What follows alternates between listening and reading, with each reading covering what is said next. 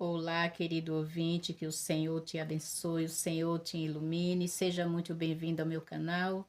Eu me chamo Cícera Ferreira e é muito bom poder estar aqui com você mais uma vez para juntos meditarmos na palavra do Senhor.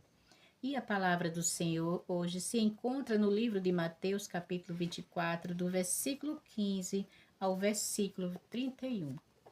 Hoje também, meus queridos, eu estou aqui, ó, chega, eu estou com a garganta inchada, pescoço, estou com a garganta muito dolorida. Mas como disse o nosso irmão Paulo, tudo eu posso naquele que me fortalece.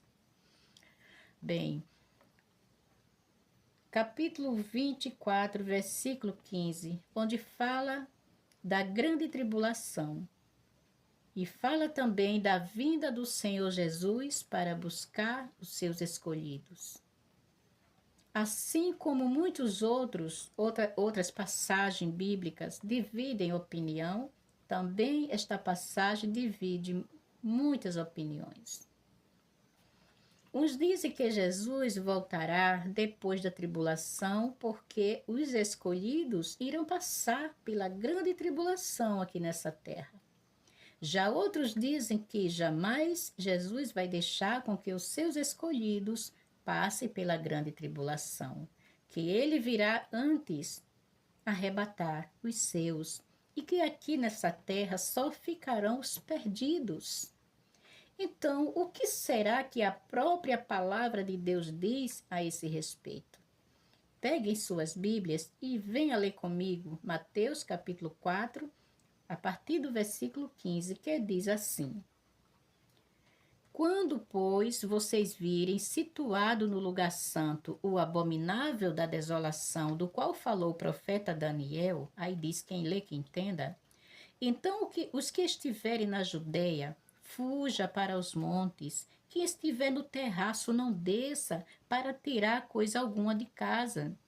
E quem estiver no campo, não volte atrás para buscar sua capa. Ai das grávidas e das que amamentarem naqueles dias. Orem para que a vossa fuga não aconteça no inverno nem no dia de sábado. Porque nesse tempo haverá grande tribulação, como nunca houve desde o princípio do mundo até agora, e nunca jamais haverá. Nós sabemos que sempre houve tribulação no mundo inteiro. E nos nossos dias, neste exato momento, está havendo em muitos lugares grandes tribulações. Mas que a palavra do Senhor aqui fala de uma tribulação tão terrível que ele diz que desde o princípio do mundo nunca houve e depois também não haverá. Prosseguindo no versículo 22 diz: Não tivesse aqueles dias sido abreviados, ninguém seria salvo. Como? Se os salvos já estão nos céus. Vamos continuar.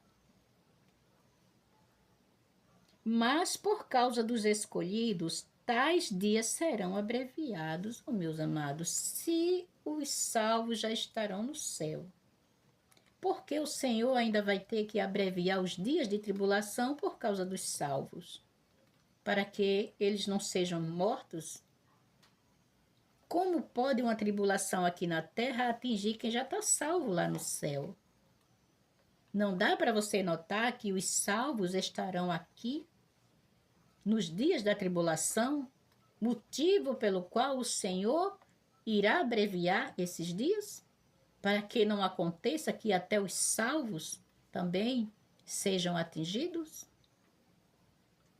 No versículo 29 diz: Logo em seguida à grande tribulação, o que é que você entende, meus queridos? Por logo em seguida, é antes ou é depois da tribulação?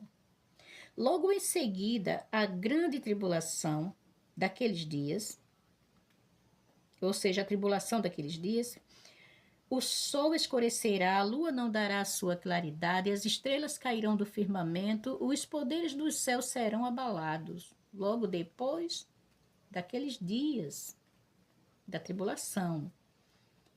Então, aparecerá o quê? No céu, o sinal do Filho do Homem.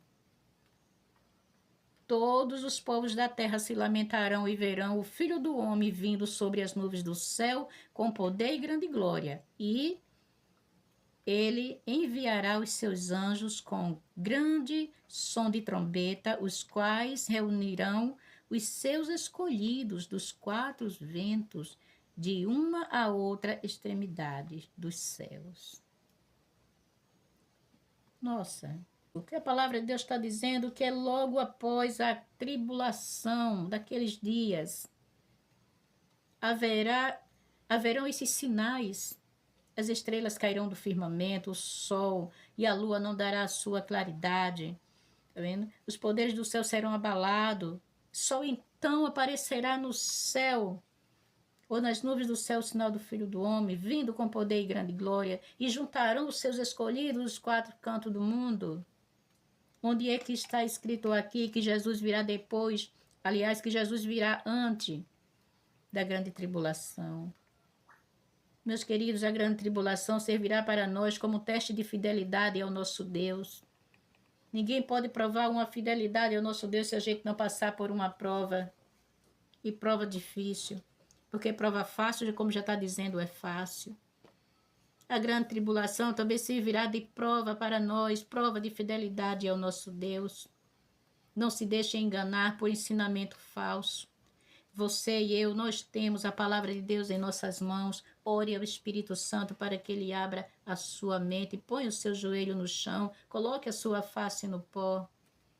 E clame a Deus pela ajuda do Espírito Santo para que ele abra a sua mente, ele lhe esclareça o que está difícil de você sozinha entender, porque não é de qualquer jeito que se entende a palavra de Deus, mas com a ajuda, a busca do Espírito Santo. Não é como livro qualquer que a gente lê, entende, muitas vezes a gente não entende, tem que pedir ajuda a alguém que sabe mais do que a gente, ou então a um professor. Meus queridos, quando a gente lê que a gente não entende, a gente sim busca tanto do Espírito Santo como a gente busca, porque tem ponto muito difícil de entender na Bíblia. A gente busca apoio também em outro que já há muito tempo estuda, sabe melhor do que a gente, mesmo que não seja um pastor, seja uma pessoa muito estudiosa, que sabe mais, que tem mais entendimento. A gente busca, mas se essa pessoa, mesmo que seja um pastor, ele dá uma resposta a você que não lhe convença, que você continue com aquela dúvida, ou seja, você vai sair de lá com duas dúvidas. Você vai com uma e volta com duas, porque você vai pensar, eu estava com a dúvida, fui procurar solucionar, mas a resposta que essa pessoa me deu, agora eu estou com dúvida se é verdadeiro ou se não é. Se você sai com dúvida, depois dessa pessoa te explicar, é porque a resposta que ela te deu também não é verdadeira. Porque Deus não é um Deus de confusão. Quando alguém te dá uma resposta verdadeira, você não fica com dúvida nenhuma. Porque isso já aconteceu comigo. Eu pedi uma resposta a alguém, que a pessoa me esclarecesse alguma coisa aqui, se ela soubesse também, e ela, para não ficar calada, me disse alguma coisa, querendo que eu acreditasse, mas eu fui com uma dúvida e saí com duas. Então isso também não é verdade, porque Deus não é um Deus de confusão. Ore ao Espírito Santo, peça a Deus esclarecimento. Toda vez que você for ler a Bíblia, antes ore a Deus pedindo a presença e a ajuda do Espírito Santo, para que você possa ler e entender. Ore, jejue, coloque sua face no pó. Se humilhe diante de Deus e Ele abrirá a tua mente para que você possa entender. Que Deus te abençoe, meus amados. Vou parar por aqui, que eu já não estou aguentando falar muito com a minha garganta. E que o Senhor ilumine a sua mente para que ninguém mais te engane. Que assim seja.